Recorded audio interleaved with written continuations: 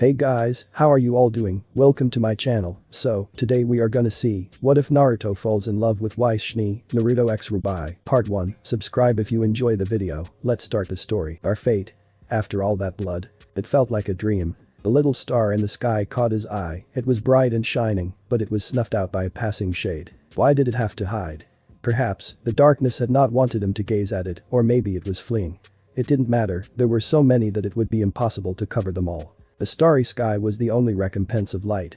Yet as if it could hear his thoughts, the sentient shadow grew and began to blot them out. Something was wrong. He drew in a breath and a dull ache coursed through his body. His head felt like it was being pounded, but it went on the back burner when he recalled the situation. No matter how much he tried to force his body to budge, he couldn't move. He was forced to gaze at the growing shadow in the sky. Then the last moments were fully recollected and he couldn't believe it. Uncertainty crept in, too much emotion to describe how to feel. Instead, he closed his eyes and felt the weight lift off his shoulders. He wasn't sure if he wept, laughed, cursed, or all at once. You're going to die. Not exactly to plan, he sighed. No plan had, he thought bitterly. At the very least, he endured until the very end. In what felt like a crime, he forced his eyes open. If only to confirm that his eyes were true. It was a moon, it appeared to be falling, but it only grew and rose with each breath. Shadowy chunks of rock rained toward it, crashing onto its surface. Light flourished against it, casting a dancing luminescence across the land. Soon, the earth under him began to give in to the call. Along with the wild beat of his heart, all he heard was howling gales and cracks of rock. How petty of Kaguya, like this was her final curse. He would never part with the battlefield, her last graveyard. Why couldn't she just die like a normal person? Then again, princesses were known for their melodrama. The sky fractured and the earth lifted, the prison in the sky grew. Its crashes made a terrible, deafening wave that made his heart tremble. Suddenly, he laughed, but his lungs hurt when he did, so it was short-lived. Holy fuck, he won, he'd been able to do it. He couldn't believe it, even when it was going down in front of him. At the very least, at the graciousness of the goddess, he was granted one last goodbye to a friend, one who had witnessed it all since the moment of his birth. The blurred visage of a giant fox appeared. Kurama had its snout inches away, concern spread across its canine features. A giant red eye stared into him. Naruto tasted metal in his mouth as he tried to speak. Though he couldn't find words. I guess, I'll be seeing you. It was a nice ride, Kurama replied. What a powerful, sentimental conversation. Though, he wouldn't see him, not again. Kurama could never go with him. This was the end of the road, journey's end, and all those other complicated, stupid jargons. Still, there were a few final actions he could take. First, point a finger at the moon, not just any finger, the most important part, a middle one. Then rest as much as possible. The stars had disappeared and darkness edged closer. There was nothing more than a blurry visage in the sky. It was useless to look at. He couldn't hold the finger up any longer and he watched his hand flicker and waver like a dying candle. The last he could do was hold a sword close to his chest, a last memento of a brother. Fate. How it twisted his tongue, how a simple word made him numb and desolate. What kind of person came up with such an utterly, stupidly worthless word? What a dream to depend on, that it was fate that made him strong and weak. Fate that drew, erased, and scribbled the path of life. Fate that made his friends die. He didn't want to end it off like this, bitter and hate-filled. He made life as good as possible under the circumstances. It could have been better, but it was good. The wind blew at her hair, her heart a pleasant beat, the familiar rush of excitement. Her lips curled in a smile. Really, it was a beautiful day for a ride in the skies. It was unfortunate that others didn't share the same sentiment. The look behind her to judge the distance from herself and other panicked souls. The direction of the breeze shifted lower. The green below grew larger, and soon, she met the ground. She tucked, rolled, and flipped onto her feet. She landed with a wide spread of her arms and bowed for an invisible audience. There was still a chorus of excited cries, but it wasn't for her. Above, students clamored as they shot through the skies, gunfire and other means to propel forward. They soon disappeared behind the thicket of the trees. The artifact was deeper in the forest, but first she had to retrieve her weapon and gain a partner that was pinned by it. This was a competition, but she had no worry about losing. Her wrist started a pace. It wouldn't be any good if John were stuck up there any longer than necessary. The bright glow caught her eye, but it died as quickly as it came. A curious glance, and without her realizing, she had been drawn to it, like a moth to flame. She halted her possessed steps. Strange, she noticed no other platforms had landed nearby. Now, curiosity has taken hold. She looked for a peek at the cause of this mysterious light. It was a meadow, and in a stream, half submerged within the passing shallow water, was a blond boy. His arm outstretched in his attempt to crawl away. Hello? She called out, but received no response. He breathed raggedly, rasping for air. Hura gave a mental apology to John, but someone needed her help. She hastened to his location. She discarded her shield before she pulled him out of the water, his legs dragged behind him. "Hey. Are you alright?" The only response was a groan. She stopped. "Can you stand? You have to give me something." She looked around for any side of the platform, but there was no sign of it, which was odd. He held a sword to his hand, and it was buried against the ground, signaling his desire to sit or stand, and she tried to help. His arms shook with feverish intensity, and his gasps hadn't lessened in the slightest. Hura saw his face for the first time, 3 marks on each cheek, and blank glazed eyes. His blue eyes didn't focus, like he saw nothing. He muttered something inaudible. "Sorry, I didn't catch that," she said. He leaned on his sword for support, and she let him go. "What happened to you?" This was the strangest thing. She looked him over for any wounds, but there was nothing noticeable. Most of his limbs lay limp, the exception being his right arm. How did he come to be so injured? The snap of a twig. Hura recalled her shield and caught it in her hand to face the threat. It was a Beowulf. Ebony fur stuck straight, body poised for a pounce. A white skull featured on its head, and along the length of its spine ran a row of spiked bone. It paid no attention to her, not until she stood in front. She had only her shield, but it would do. One Beowulf wasn't a threat. At least, that's what she thought until more surfaced from the brushes of the forest. This wasn't good. At all. "If you can hear me, and if you can stand." One of them charged and jumped, but she swung her shield and met its fangs with the edge of her shield, a loud crack as its jaw disfigured. It dropped. Another had joined. She stepped aside and kicked it in the chest. It was sent flying into the bushes. That would be great. It was blinding at first. The perpetual burning throb in his eyes, like he hadn't seen light in years. He saw colors, but nothing solid and clear. He blinked, feeling his lashes brush against his skin. He was blind. Thoughts crossed his mind that this was truly the end. However, the moments grew longer with the searing pain. Every breath wasn't enough, and he inhaled flames that cooked his lungs. It grounded him. He was alive and gasping for air. He saw shapes with dull colors, but they were dark silhouettes as their colors melded together. Red and gold moved toward him. The incomprehensible, muffled mutters he heard comforted him from the confusion. Not yet, it couldn't be counted as a whisper. The red figure had disappeared. Now, all he saw were shifting shadows that scattered around in his vision. He saw lifeless colors close to him, darkness was deeper, and shadows started to dance neared. There was a constant ringing in his eyes, and he heard a howl. What was that? He was dead, wasn't he? It made sense, didn't it? The breath, a scorching inferno, sparked to life in his lungs. He couldn't think, it hurt, all of it hurt so much. There was something gnawing in his head, drilling and boring deeper inside. What was wrong with him? He heard a scream. Red danced in his vision, flowing wildly in this consumed abyss of its twisting shadows. One of them leapt toward him, but was cast aside. Through the ringing, he heard a muffled sound of a voice, the same from earlier. He had to move, but no matter how much he was willing to stand, it was impossible. Naruto tightly held the grip of the blade. It was the only limb that bent to his will. He had to get up. He saw the woman then, standing behind a waterfall. He had to stand. A creature ran past her, and her hand reached out to him.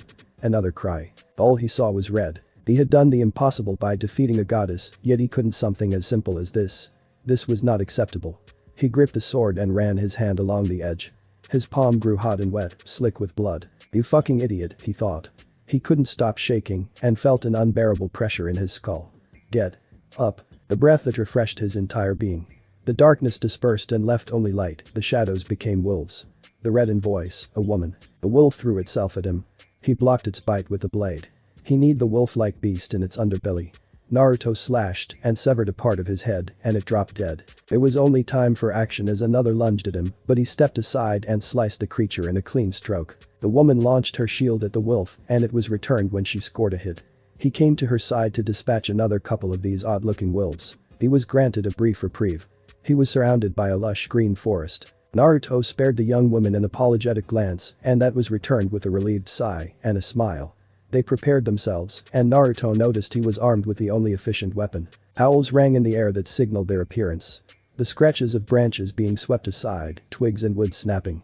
Within the forest, he saw a horde of them approach. His body felt heavy and slow to respond to his commands, muscles stiff and burning as he held himself. It felt as if he hadn't moved in ages or still suffered from his wounds. He was no longer hindered by the pain in his chest, but his lungs still longed for air. Good God, even his bones ached. In short, he wouldn't be able to fight well enough to repel them all. "Screw this," he muttered. Naruto tapped her arm and then turned away from the oncoming assault. She followed, and he started to sprint as fast as his legs could carry him. Chakra was out of the question. Even thinking about it sent phantom pains through his body. His thoughts were interrupted when several creatures appeared in front. The bronze-armored girl threw her shield at one of the wolves. It crashed against its legs, falling face first into the ground.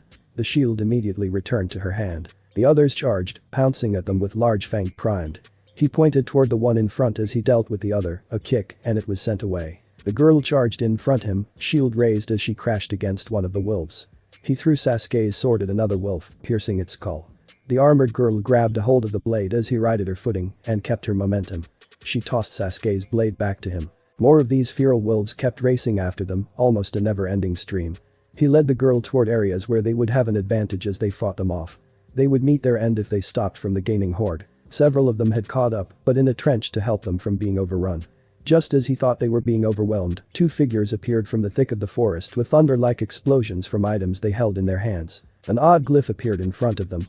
A wolf crashed into the seemingly solid symbol. Ice formed on the ground, creating a slippery terrain to make it more difficult for these beasts to traverse. He noticed the white-haired girl doing these techniques. Her teammate, a black-haired girl, appeared in front of them and helped fend them off. Now, they could destroy the rest of these mindless creatures. They said words he didn't recognize, but it didn't matter. The wolves began to drop, and the horde dwindled. They continued to step back. Several of the creatures appeared from the above before they were brought down. Naruto stayed in front, dealing with any that came too close. He directed the nearest person if any of these monsters appeared at their flanks. There were just so many, instead of bodies creating a hurdle for the wolves to climb over, they dissipated into black dust. He tapped the shoulder of the girl who could use ice, and he made a motion with his hand to cover them. Hopefully she understood. She nodded. The top of the trench was quickly covered by a thick layer of ice, creating a tunnel. More ice covered the bottom of the ground, making it harder for the beasts to quickly reach them. These things were so mindless and feral. Did he have some sort of treat on him? He witnessed other things too, like how the weapons that blew bullets also changed into the swords they currently held. Or the shadow-like clones that appeared from the black-haired girl, or the glyphs that would appear. He was gasping for air by the time the last one dissolved into ash. It was a long series of days. Fighting Kurama and way too many things after that, which eventually concluded with fighting Kagaya. That was only a brief summary. Naruto turned to the others and heard words he couldn't understand. Judging by their body language, they seemed to be in disbelief and in relief. They knew each other and conversed before they turned their attention to him. Words were said that were alien to him. It was absolute gibberish. Naruto felt bile rise in his throat and he turned toward a bush. What came out was less bile but more slime and dry heaves. The one clad in bronze armor stepped to him, the one that saved him. She was sweating, and despite almost causing her death, she smiled. He could catch a name, or at least what sounded like one. She tried to hide her disgust, but her concern wasn't lost. A name that made his tongue twist strangely. She spoke a few words before his head felt like it smashed against the moon. He soothed his temples to calm the terrible pain. He was only able to catch the last word she said. Partners now, I suppose, she smiled, holding a hand for him. He grasped it with his own shaking hand. I had another in mind, but you needed help. He nodded, feeling like if he spoke now, he would never speak again. You were fortunate we were nearby, and that, the white-haired started, looking at the black-haired girl with a frown. Blake had noticed the strange behavior of the Beals. They stopped attacking me, did you notice that? Blake said, and he caught her gaze. An eye-catching feature about her was the bow she held in her hair, as well the dominant black clothes. The girl dressed in white, a faded scar on her left eye. Yes, anyways. I'm Weiss Schnee, I don't think we've met at orientation. Like she said, I'm Blake. All the others looked at him then, and no doubt he would have to speak. He cleared his throat and caught his breath. Naruto Uzumaki, he replied. No longer feeling everything would fall apart, but it still loomed precariously. They continued to study him, but he didn't know why. He was not in the elemental nations, that was for certain. He didn't quite remember ever traversing dimensions. Though, there was that brief darkness, and he didn't have a headache. How fortunate for you to end with her, Y said. He glanced at his partner, looking sheepish. At any rate, we should continue our search. They voiced their agreements and started to walk. Since he didn't know what else to do, he might as well follow. They had a sense of direction. I've never seen such a large pack of beals before, Purah murmured. Or ones that acted so oddly. We killed at least 20 of them, Y said. Naruto and Blake were content with not saying anything, both for different reasons. Naruto and I killed quite a few before we ran into you both, Purah replied. I hope it doesn't happen again, or with another Grim. Grim? Beals. He had never heard these words.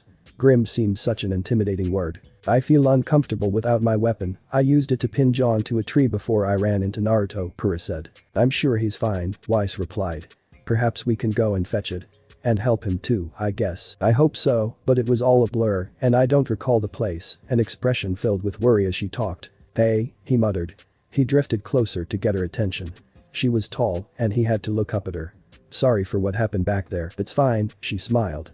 I think the better question is, are you doing okay? He had to think about it. Well, I don't feel like I'm dying. A pause, that's good. She changed the subject.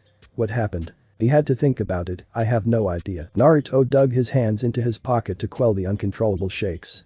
Get her somewhere safe, then he could rest. Talking as much as he loved to do it was exhausting. Paris seemed to understand that he didn't feel like talking. She went ahead. Hey, Weiss walked up to him. She came close, her voice low so the others couldn't hear. If you can switch partners, would you consider it? He shrugged, whatever. Her blue eyes widened, surprised, relieved, like she had no hope for it. Well, that's great, she said, smiling. Blake doesn't seem to hold a high opinion of me. It would be best, after all, Purah and I would be able to learn more from one another. It seemed she liked the girl he had been partnered with in this strange place. Confident in herself too. Her energy disappeared after she got what she wanted. The smallest of talks followed. How did you get so roughed up? He inspected his clothes, which were somehow holding together. At least he wasn't naked. I look like it, I feel like it, it's been rough. I suppose that can happen, Weiss replied. The end of the small talk. He stared straight ahead.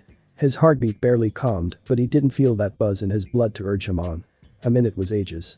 The longer he walked, it was like his limbs were turning to stone. Sometimes they spread apart, looking for their objective in the maze of wood. In open fields, they came together. Purah walked up to him again, undeterred from their previous encounter. You're very good with that sword. A memento, he held it in his right hand. While he didn't train extensively in sword techniques, he knew how to handle one. Thanks, it belonged to a friend of mine. She gave a nod and thankfully didn't delve any further. It's really light, I was kind of surprised about that. Naruto couldn't agree, his arm was screaming at him to let it fall. Distant explosion saved him from answering, alongside it, roars and incoherent yelling. Should we help perhaps? Purah noted. As much as I want them to be okay, I also want to pass, Weiss stated. I'm sure they're fine, only the talented are accepted into Beacon. I suppose you're right. Plus, I don't think any good awaits those that fail to grab one. Unless of course, my partner decides otherwise, then I would have no choice, Weiss finished. No, I want to pass too, Blake replied. It's like you said, a competition of sorts. Wherever he was, they weren't making a fuss of giant tree roots or of the moon. His gaze swept the horizon, but he didn't see a moon. His exhaustion tampered with thinking, so here is all done doing it later. What was left of his energy had diverted to trying to keep up with their pace. An unbearable amount of time passed before they finally reached this temple they were talking about. No one was around, other than some roughed up patches on the ground, which revealed someone was previously here. It's just a pile of rocks, Naruto said. The temple was more of broken ruins of a rotunda, with pieces being laid all around on the flooring. There were some pieces set on podiums, several had already been taken. Take our piece, and then return, someone said. He was hoping this was a race, a one-way sprint like exams. A fight would be an easy forfeit. Like his friend had said, what a cruel fate. Yes, with the first person you made eye contact with, Purah replied. Naruto found the redhead staring at him. The other one seemed to frown at them. How about you choose the one for us? Arguing was pointless and would only waste more of his energy. Whoever was running this would know that he wasn't a part of this. So, with getting her back a bigger priority, he would do this and let future him decide what to do. Besides, he wanted to get to know sleep like no one had ever known before. Weiss stepped forward and picked out a white piece, and he quickly found the other one. I think I rather had enough of fighting for today. His luck came through when their way back was met with no other problems. He found himself at a ceremony, a tall lady was glaring daggers at him as soon as he appeared. Beside her, a man with a cane looked at him with a knowing grin. He looked to be in charge. It was revealed that the matching what was called chess pieces would form together for a larger team. A four-man cell. He caught the gaze of Blake, while Weiss looked happily at his direction. Not at him, but rather to Purah. It was easy to see that she was rather fond of her, if the previous attempts at chatter were of any indication. Purah had been able to get her weapon back by another blonde guy, he didn't remember his name. He heard the many teams being called. He couldn't remember where he came from, where was the exit. This was proving to be the hardest challenge to try and plan his navigation. Team NPBW, Naples. Who had taken the White Bishops, composed of Purah Nikos, Blake Belladonna, and Weiss Schnee. Led by Naruto Uzumaki. His first thought went along the lines of how these people were crazy. 3 pictures appeared on a screen, below were unreadable scribbles he assumed were their names. There was a blank spot that was likely for him. There was an applause, and Pura clapped him on the back to send him forward to the stage where he would have to shake hands with this leader. He wondered how they even found out his name, but more importantly, why the fuck was he still being accepted into God knows what. He had seen the uniforms, this was some sort of academy. Or some sort of cult. Naruto reached the stage, where he gave the man a handshake. You know what? If this cult had a bed, then sure, he would join. No questions asked. Now, we have a bit to talk about, young men, the man said. In the noise, it could be mistaken as a form of congratulations. Naruto could only nod and realized his day was not over yet. Maybe he could sweet-talk his way out of it. He stood aside with the other captains. Everyone clapped and cheered for them. The ending speech was given and students began to shuffle out, including the captains. He waited for the boss to talk to him. Sleep. Never could he have imagined how enchanting and mystical something so simple could be. It was ludicrous. What he yearned for most for now was in his fingertips, literally at a drop of a hat. He could fall over onto the cold, hard floor and it would be done. However, a soft bed and a blanket was too tempting to pass up. Crowds lined up at tables and grabbed items before they left the room. Osborne talked to a few students that approached him. He found the only people he recognized as others were barely memorable. His team began to line up at the tables without him. Pura found his gaze. He could have left the instant the girl was safe, but he didn't, and now he was here. He had been given a team to lead. The big boss of this operation placed a hand on his shoulder. I hope you don't mind if we talk for a little while. The white-haired man bent down to his level, which was an effort on his part. I do, actually, Naruto muttered. Oh, care to explain? Super tired. I just want to sleep. I'll do this if you give me a bed. The sparkle in his eyes with an easy smile. You should be careful on making bargains. It's okay, besides, he had dozed off at several points during the ceremony. His new and unexpected partner had been awakening him. A little introduction, if you're uncertain on where you are, this is Beacon, an academy to train huntsmen and huntresses. So, it was a school and not a cult. That was a whole lot off his mind. Huntsman was self-explanatory, they hunted stuff. Oh, was his reply. If you said, bed you will have bought me. We have a bed, I'm all aboard, sleep. The woman beside him shot a penetrating gaze before speaking. Are you sure that's wise, Mr. Osborne? Of course, a pause and another look at him. You look like you might drop any moment, do you need any medical assistance? No, just a bed. A nod, there was a bag in his hand that he hadn't noticed. Osborne gave it to him. It was another thing to carry, a change of clothes, I'm sure it will fit you. Naruto nodded, thanks, it was like he was in water, everything weighed him down. It also leaked into his mind and made him sluggish. Let us go see your team. We wouldn't want to keep them any longer. Naruto looked for the exit, students entered around several points in the room. There he saw his team looking in his direction. Their names were already forgotten, nor could he try. A short walk, and they reached them. Team NPBW, my apologies for keeping you from your leader. No doubt you're excited to start the year. Not at all, it's fine. And yes, of course Mr. Osborne. I got this for you, Pura said. There were 2 bags in her hand and she held one out for him to grab. Oh look, yet another thing. He took it from her, thanks, I guess. Osborne spoke again, tomorrow, before classes, would one of you please lead me? Uzumaki to my office. Of course, sleep. I wish you all a pleasant evening. Naruto hadn't paid attention to who had talked. He followed his team. The girl with the scar looked at him. It seems we have to share a room with a boy for the next 4 years. How lovely, she said sarcastically. Naruto couldn't remember her name, but it was a complicated one. What came to mind was rice. The rest of the time was trying to recall their names, like pie. He felt hungry, but he lost his appetite quickly. Someone asked him a question about belongings, but he had none. He stood around a little, but he saw no beds, so it wasn't where he was to sleep. Next thing he knew he was inside of a room. He didn't quite remember when the others had grabbed more bags, slung over their shoulders or been wheeled behind them. There were 4 beds and 2 dressers. I call for this one. Claimed by tossing some bags on the mattress.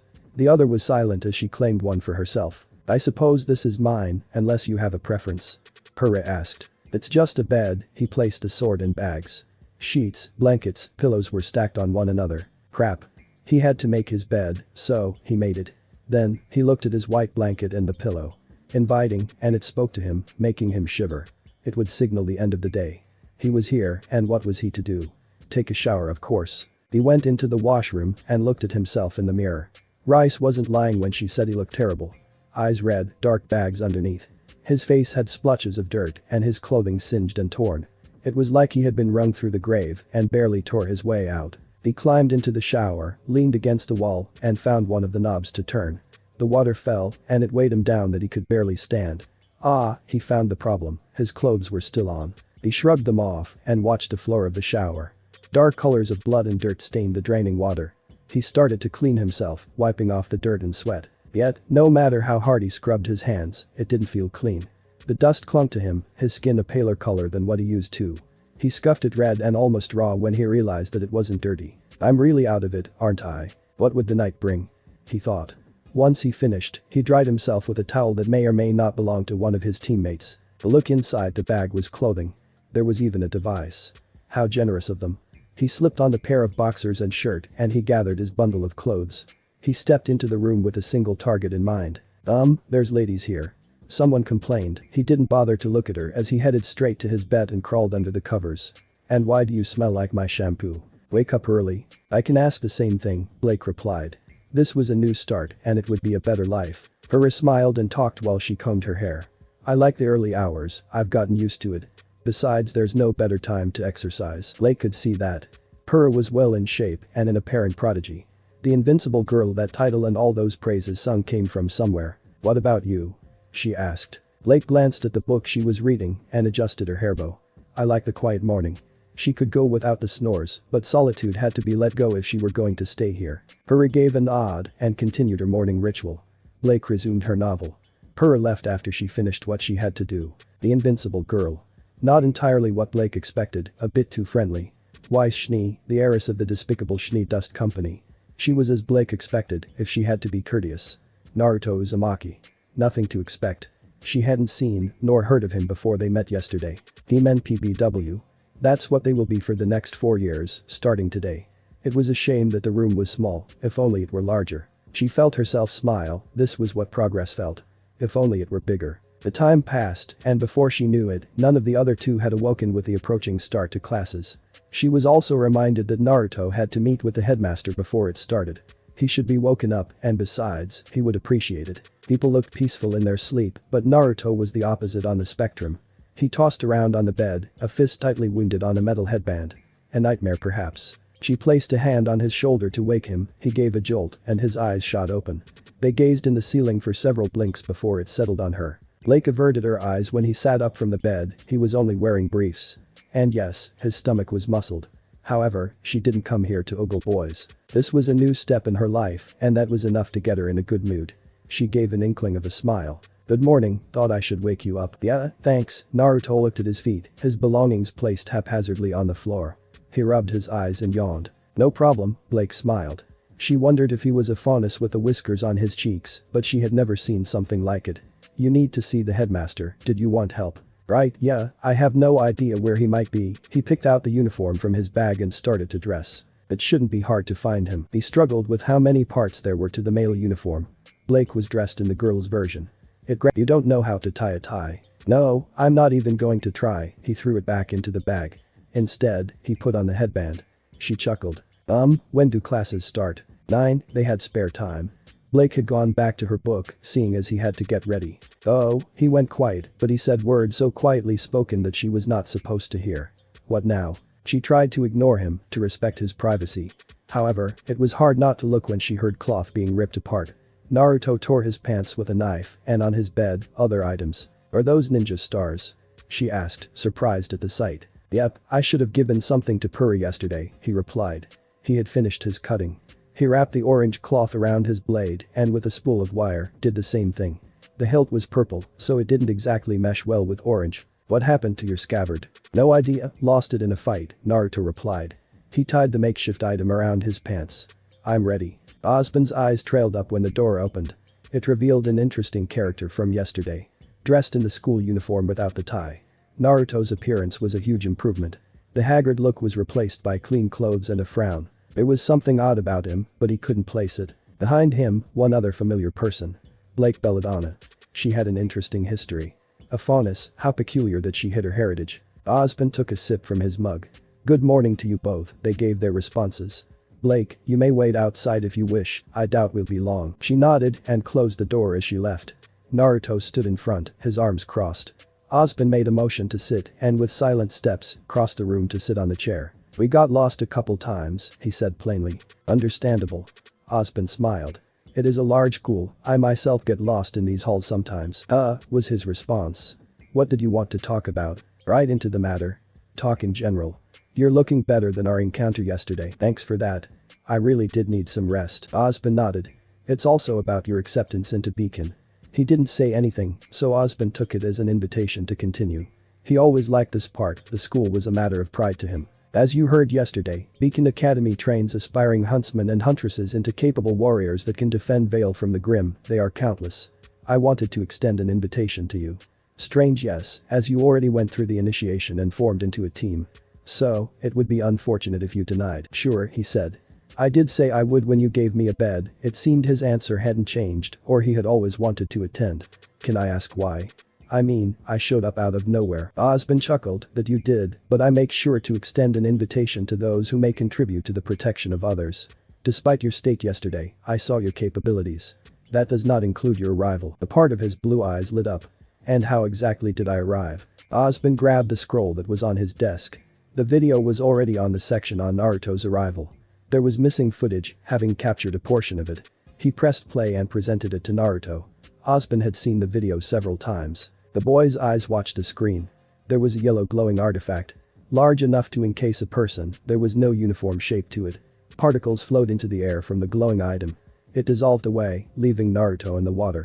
I was wondering if you can explain that. I've seen many things, and this is one such thing that captures my interest. Naruto's eyes furrowed, he sat back and crossed his arms again.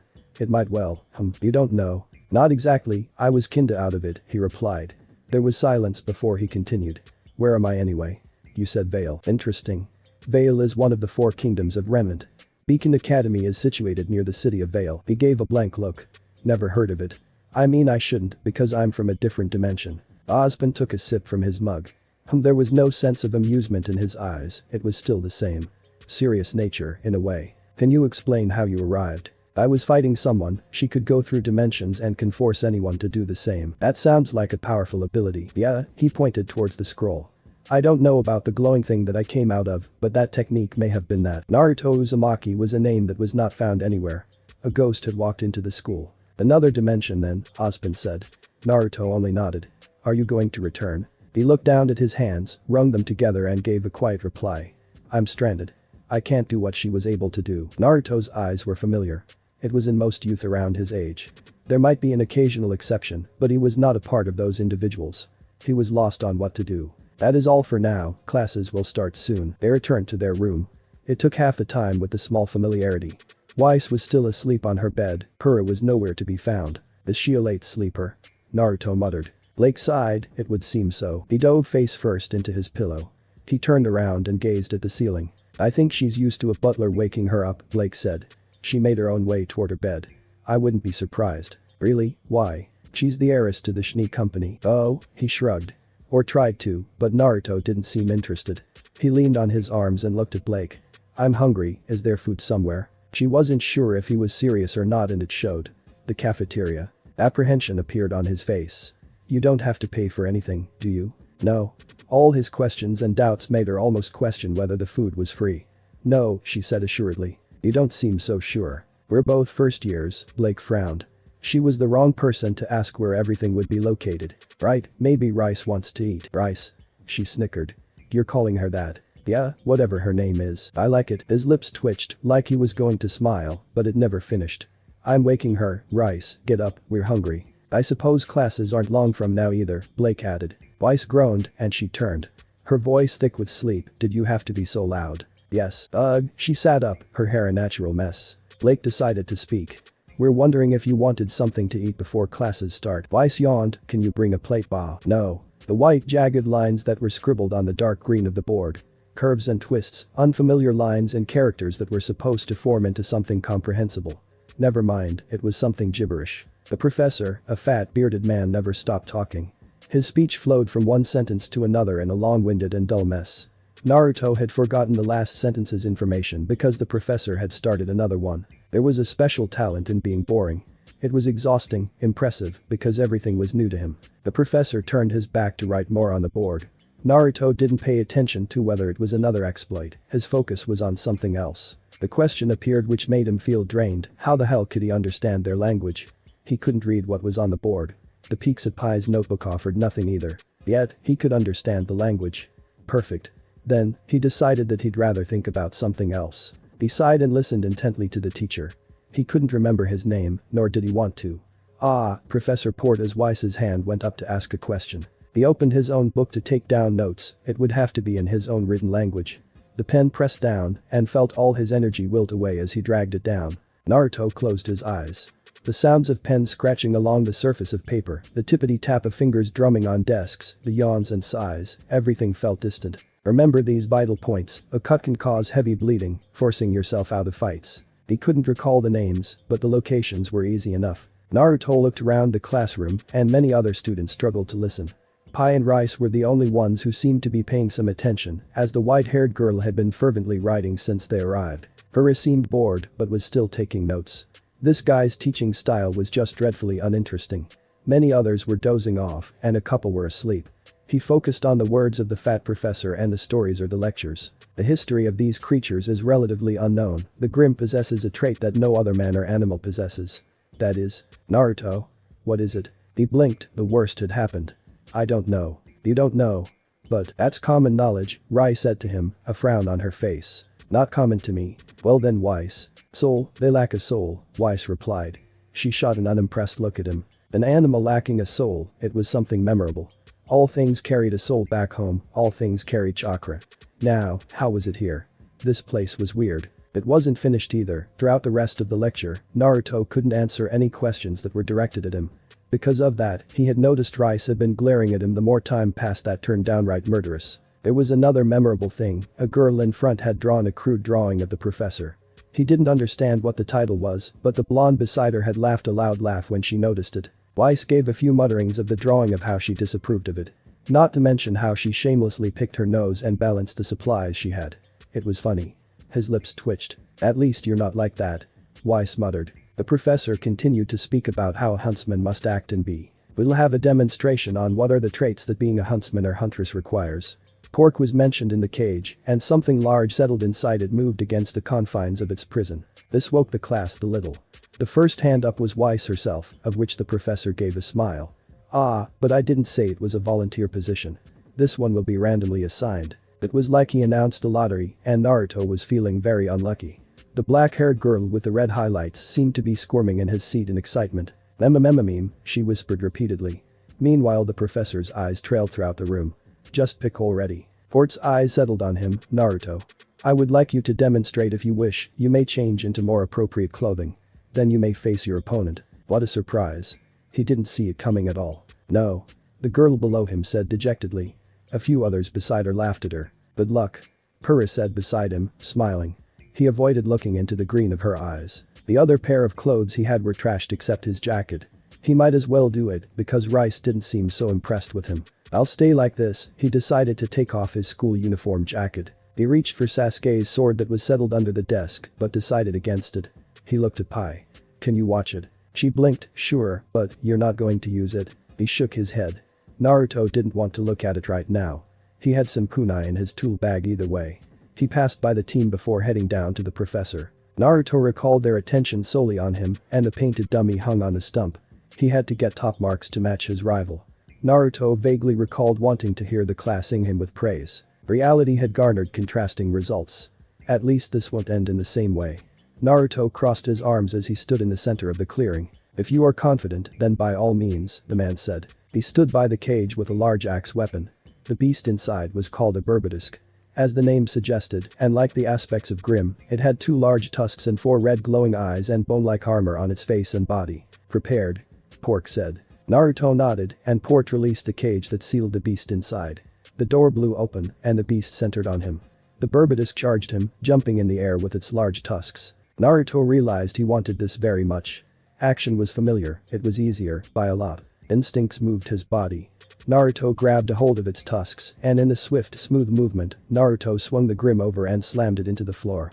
The floor cracked from the Grim's weight. He brought out a kunai from his bag and sunk it in the underbelly of the Berbidisk.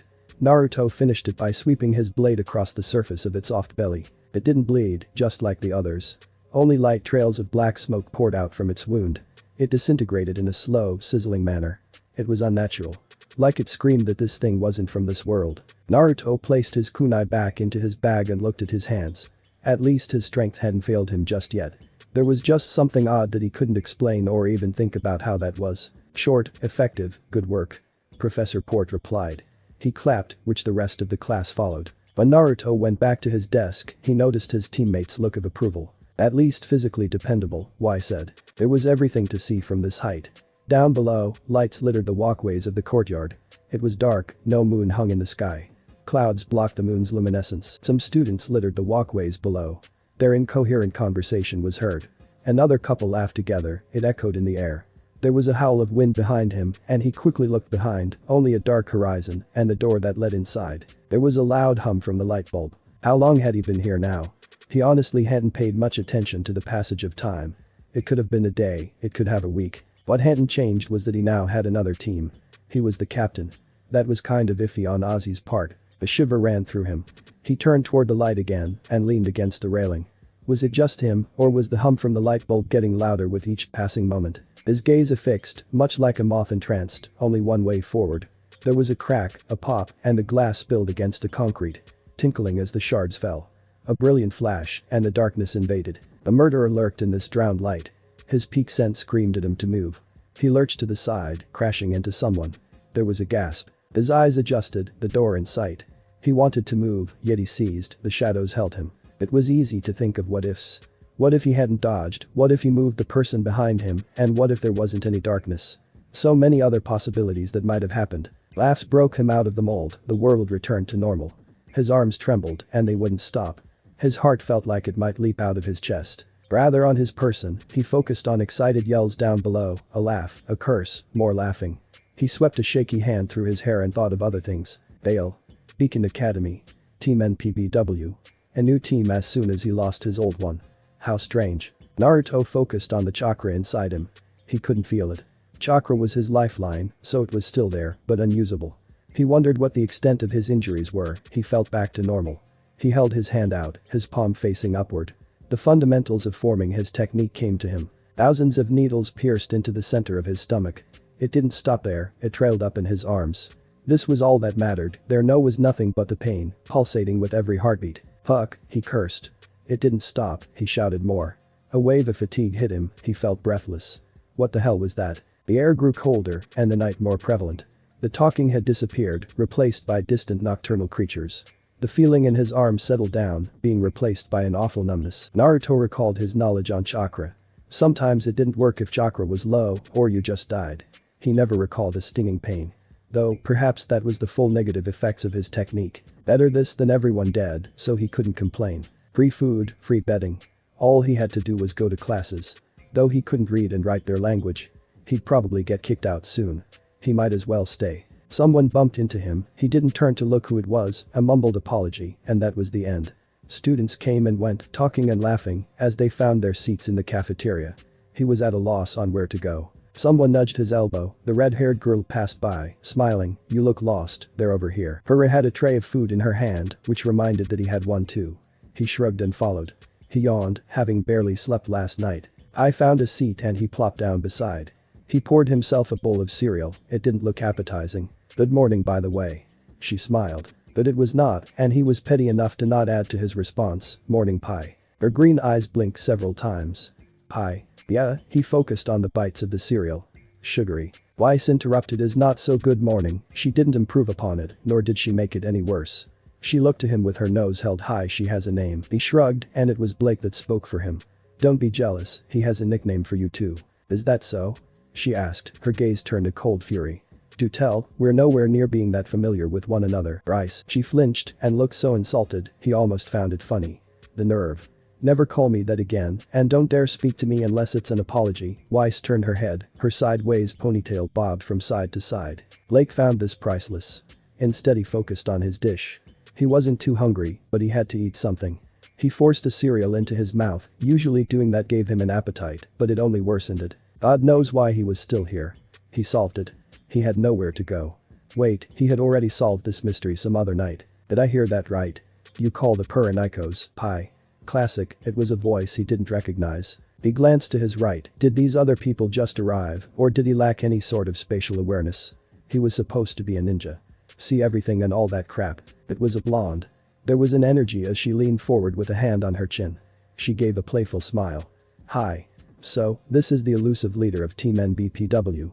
Don't think we've met before, name's Yang Xiaolong. Nobody told me that you were such a tiger. He looked at her, forcing down his food. Tiger. Naruto. You can call me that if you want. Don't mind if I do, she winked. Not intimidated by the invincible girl, what would her cereal fans think? She laughed again, which embarrassed the girl beside him. He looked at the cereal box, a red head with a bronze gear was present on the box. He looked at Pai, then back at the box, then at Purr again. I didn't even notice that. You'd think the cereal would be decent, the blonde had laughed. Purr restrained a smile, it's not a healthy cereal. So, do I have a famous partner? Not that famous. Famous enough for people to ask for your autograph? He asked. Her awkwardness increased. Sometimes. He probably looked like that whenever someone had asked him for his autograph. Of course, that time frame was after he had defeated Nagato. Kind of weird, right? I never got used to it. Though, he hoped in her case it wasn't because of a feeling of why the fuck are you smiling at me like that, and why should I do this because you guys treated me like less than trash type of deal. Yeah, it wasn't pretty. The blonde girl whose name he had already forgotten snapped her fingers. Oh, are you famous too? In my community, there was a twinkle in her eye, her mouth opened before Rice interrupted. Like a famous baby. As interesting as this is, class is starting soon. Which killed any conversation as everyone got rid of their dishes or any garbage they had. Naruto looked at the bowl of cereal, it was empty, the taste was that forgettable. The busty blonde chick gave her attention to the others beside her. They were having a conversation, his other teammates had been talking with him. He hadn't known any others were talking. It was like apathy leaked from him. Purr had noticed this about her partner. One moment he looked dreadfully uninterested. He would freeze, a statue, then his face would contort in puzzlement, his brows furrowed like he was thinking hard about whatever the professors had said. Multiple times he would pick up his pen before he set it back down. His notebook is going unwritten. Weiss had noticed this, if her remarks were of any indication. It was a daily occurrence. Like the professor's questions for him. His knowledge seemed limited and Purr tried to help. She wondered if anyone else had observed his changes in mood. The oddity in his initial appearance was still unanswered. As she decided to find Naruto, John appeared with a grin. They seemed to have different classes, except for the one they are heading to now. It had been busy for them all, they hadn't talked since the initiation. Hey Purr, I wanted to say thanks again for catching me. I wouldn't mind falling for you again. He gave a confident grin. She smiled. It's nice to see you again. School has kept us busy. She gave a nod. I'd like to talk more, but I need to speak with Naruto. John blinked. Sure. He went forward and tried to speak with Weiss. Naruto had been hanging in the back, walking alongside someone she recalled as Lyren. They didn't seem to be in the middle of a conversation. Purr slowed her pace until it matched them. Naruto, mind if we talk? Ren glanced at them and walked forward with a parting remark. I'll leave you two at it. She watched him go. Did I interrupt anything? Nah. We were just walking next to each other and didn't even know the guy's name. Purr didn't know where to start. Then she was reminded of her inexperience with dealing with others. Why do you call me Pai? That. Because that's sort of close to your name. Is it that simple? Well, I also forgot your name. Purr blinked. You forgot. He rubbed his neck, his lips forming a half smile before it disappeared as quickly as it came, sort of, it's just hard to say. No, it's fine. She replied, I'm actually glad. Why? He continued to look forward through the halls. It's just many people know me, but not really. It feels good that someone doesn't know me, their gazes met, but he broke it. I'm not from around here. Is there something else you wanted to talk about? It happened again. Like all emotion drained from him. Fantastic. They were supposed to talk about whatever might have happened to him, not about her. Awkward. I wanted to ask if you are well. Especially when we first met, it's just strange. Naruto stopped his pace, and she did too. Purr heard the other steps becoming distant. Her and Naruto went unnoticed, and the halls looked to be devoid of anyone else. He met her eyes again before they averted. I can explain that, I guess, you were in danger because of me. That was absolutely no problem. Anyone would have helped you. He was silent for a moment, his eyes not meeting her own. The truth is that I'm not fine at all. You just reminded me of a friend, somehow. Oh, well, she didn't quite know what to say. Saying if he was okay didn't seem like the best thing to ask. Especially when he said he wasn't fine. Is there anything I can do to help? He started to walk, his hands in his jacket. Purr walked alongside him and waited for his response. No idea. She frowned, but he continued. The reason I don't know your name is because I'm from an entirely different world. Which is why I randomly appeared there. She paused. World. It sounded way out there. I wouldn't blame you if you didn't believe me, but that's why it might seem weird. She gave an uncomfortable laugh. Well, the test did start and it looked like you went through a lot. It felt like it, a hollow chuckle. I believe you, she replied. It makes sense in a way, if you don't know who I am and of the questions the professors ask of you. Are you trying to convince yourself? No, if you say you are, then I have no reason not to. It was silent, there was no else in the halls. Naruto sighed, you don't have to worry about me. You don't have to do anything at all. We're partners for the next 4 years. Would you stop me if I tried? No. Being alone has never no. Naruto hung his head, but despite his words his tone didn't change. Thanks, eventually I'll get better. He stopped again, and he took a quick look around. There was an inkling of a smile. Do you know where we're supposed to go? I'm lost. It took her a moment to realize that he was talking about which classroom they were supposed to be in. Oh, it's this way. She replied. It wasn't. Everyone filtered out of the amphitheater. There were a lot of seats turned to the stage with a huge television hung above it. The professor called everyone to change into their combat gear and return. Eventually, he was the only one here, minus the professor, the same woman from when he arrived. Which, or along that lines. She stood at the base of the stage. She was tall. Seriously, it seemed everyone was taller than him by a decent margin. Pai towered over him, with only Rice noticeably shorter. Hopefully, he would grow taller over the next few years, cause he was feeling mightily inadequate. They must have grown them differently here. Like school all over again. Are you settling in okay, Mr. Uzumaki? As much as I can be, Are you not going to fetch your weapon? I said she'll grab it, seeing as I don't have a change of clothes for fighting. He replied. He had his jacket, but it was in bad shape. Her brow raised. A nickname? It seems you're already getting familiar with your team. He shrugged, if she counted calling nicknames because he forgot their actual names and calling them the first thing that popped into his head getting familiar with his team, then okay. Now that was thoughtful. The door opened behind him, instead of students that came through, it was Osborne. This guy was tall too, taller than the woman. It's nice to meet you again soon, young man, Osborne said. Well, I haven't left her anything. Indeed. I'm glad to see that. Good morning, Mr. Osborne. Goodwitch said. Good morning, Uzumaki. Please walk with me. Naruto followed his command like the lost little dog he was. Yes, it's nice that you continue to stay. But I must say your potential is unknown because of your unique predicament. Have you told any others of your circumstance? One person so far, Naruto replied. They reached where Witch was standing, it was likely she knew about the dimension gap between them. It wasn't like his circumstance was some deep dark secret. Nor did he tell Osborne to keep it hidden. Good. I'll have to ask you to freely share this information with your team, he said. Have you noticed disparities? So my guess. He did learn about aura, about how it was essentially chakra. There was also something akin to bloodlines limits here, called semblances. Osborne nodded. Glinda, would you do the honors? Of course, please stay still. Glinda approached him, and Naruto had to lilt his head up. She placed a hand on his chest and on his shoulder. She closed her eyes in concentration. One moment. Another. Another again. Her brow creased. Was something supposed to happen? Naruto asked.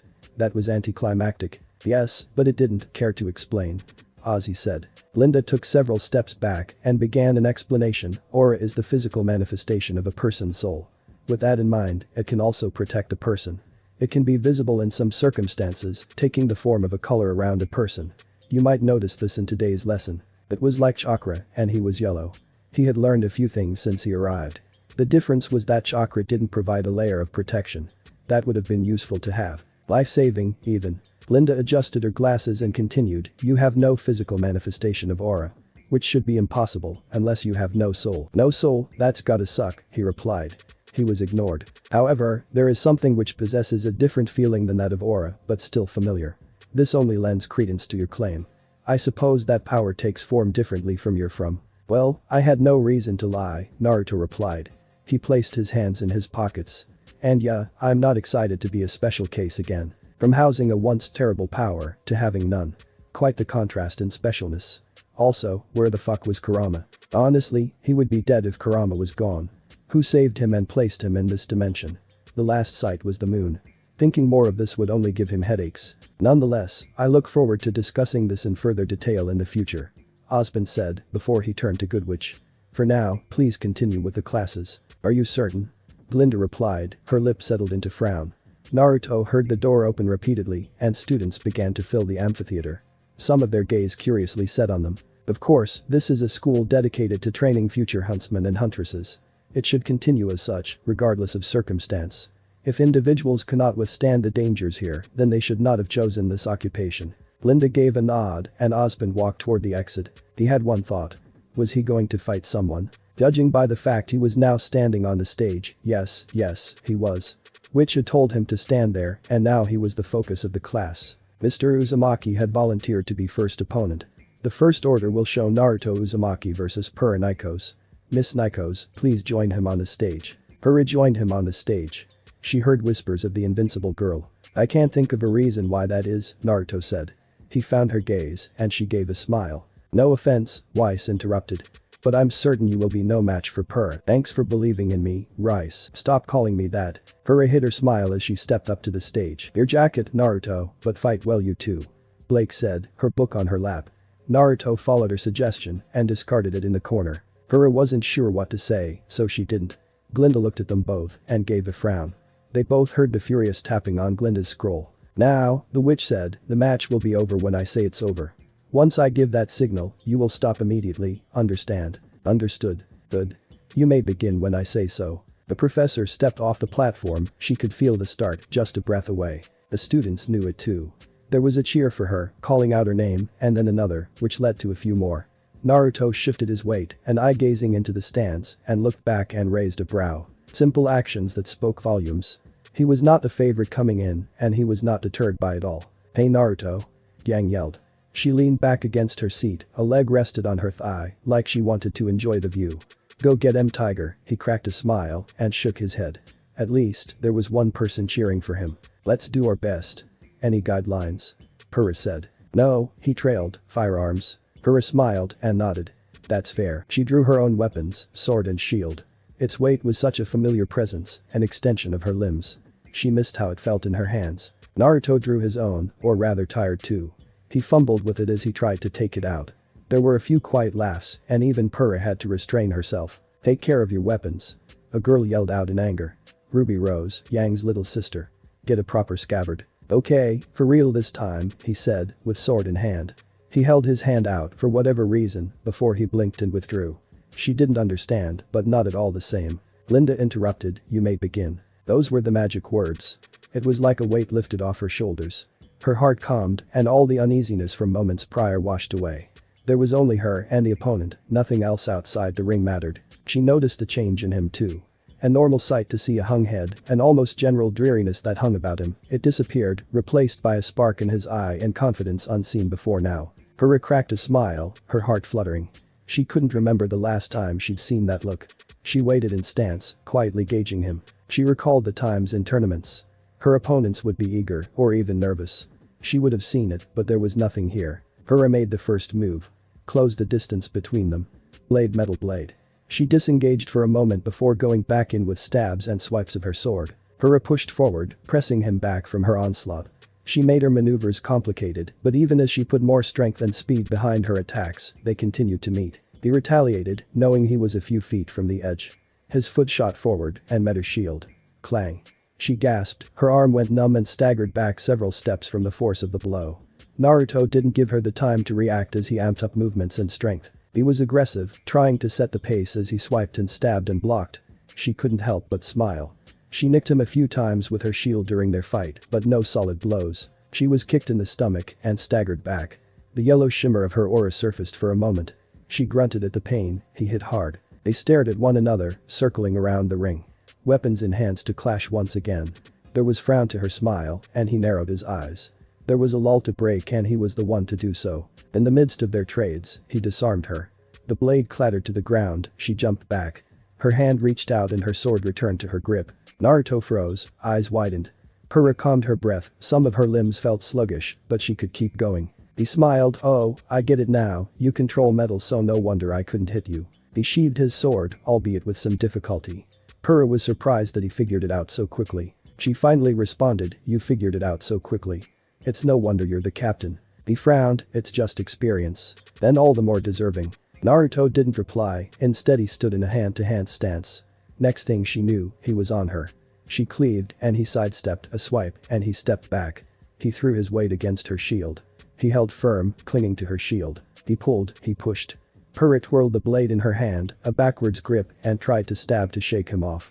a knife appeared in his hand and stopped it. Something swept her off her feet and she fell to the ground. Unrelenting, he kicked her in the stomach and was sent several feet away. "That's enough," Glinda announced. The enchanting trance was broken. The spotlight turned off and the students appeared from the darkness. She lost a smile. Naruto's hand appeared and helped her stand. "Thanks," she muttered. It appeared again, another gesture he made with his hand before he withdrew. "Sorry, just some old thing." "Oh, how does it go again?" "Like this?" she insisted. She tried to mimic what she saw. She waited, he pressed his lips together and completed it with some other gesture. "Does that hold any meaning?" "It means after a fight, that's we're still." A pause. "Friends. That sounds like a nice tradition," she replied, smiling. He finally smiled. "Yeah. Come here," Glinda said. Purah nodded and went over to the professor. After they were done, they returned to their seats as another couple took the stage. Weiss didn't look at him, but seemed begrudgingly impressed. That was a surprising outcome. "I apologize for doubting you." "She wasn't giving it her all," he replied. "Neither were you," Purah countered. "I used my semblance," while she paused and hummed. He tilted his head. "I don't have one." Lake was the one to say, "Perhaps you'll awaken it one day." Glinda announced another team that would fight. There was a difference, portraits appeared on the screens, and Glinda said that she would show them how they would get their aura levels on their scrolls. "I would like to guide this process, so please take out your scrolls and follow along. You will likely do this again in the future." His teammates took off their own respective scrolls. Weiss noticed he didn't bring out his. "I forgot mine." Thanks for watching my video. Leave a like if you enjoyed my video and also do consider subscribing to my channel for more awesome content. See you next time, till then sayonara.